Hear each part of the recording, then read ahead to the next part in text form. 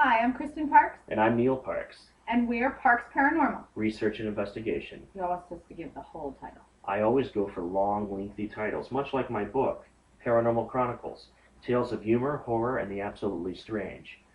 I am the author, Neal Parks, Oh my goodness. founding member of Parks Paranormal Research and Investigation.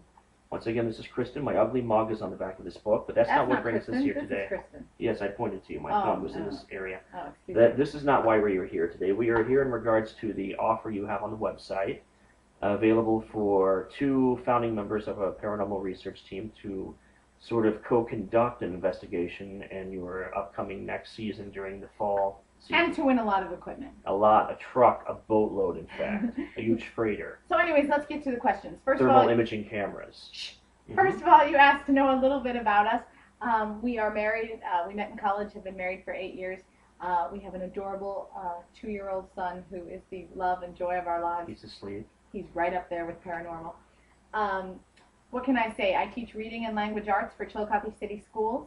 I have a master's degree, but he doesn't like it. She rubs that in my face a lot. I am a regional manager. And an author, like you said. Correct, an author. And at times I also am a part-time college instructor for a local college within Chillicothe, Ohio, which we represent Chillicothe, Ohio's first capital.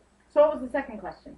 Second question, that would be, what episode did we enjoy the most as far as an investigation, and what would we have done to assist and add to the investigation? And that would definitely be Wright-Patterson Air Force Base. Dayton, rock on! Representing Ohio, the part where Grant was using the flashlight to communicate and have the entity turn it on, turn it off.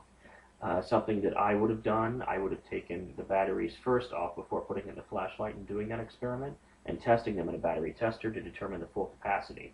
Then after the investigation portion, where the flashlight kicks off and on, I would have taken those same batteries, tested them again to see how much energy was drained from it for the full manifestation. I think additionally another thing that would have been good to do in the investigation is what we do every time we start one, which is to do a run through the place with all lights on. I'm sure you already do that. They just don't show it because of editing and camera time. Time constraints. And the next question would be? That would be, how do we determine an area to truly be haunted? Well, I think what we do is, first of all, try to prove it scientifically. If we can prove it scientifically, then we know it's not paranormal. We find out a lot about the history of an area. That's not the time for this. I'm sorry. We find out the history of an area, whether there's water lines, electrical lines, that could throw off some of our meters, things like that.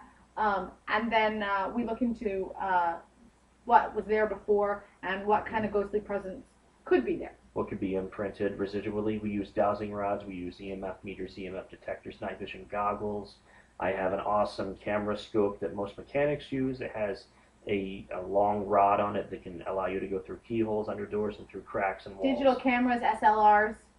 And of course my new Dell laptop. Oh yeah, all of those things help us to figure out if something really should be scientific or paranormal. Something completely supernatural, unexplainable. And I think our Christianity plays into our scientific investigations. We tie our spirituality into this a lot as far as judgment calls. And we don't investigate things that could be considered a demonic manifestation or nature. We don't want to bring that home to us or to our Lord. To wreak havoc and to possess his toys. But nonetheless.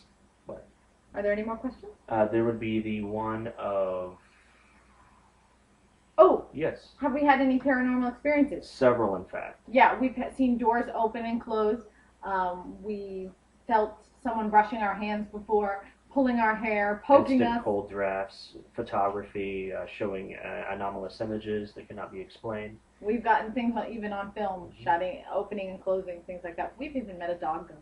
Yes, I think that pretty much wraps it up, though. As you can see, we have excellent on-screen chemistry.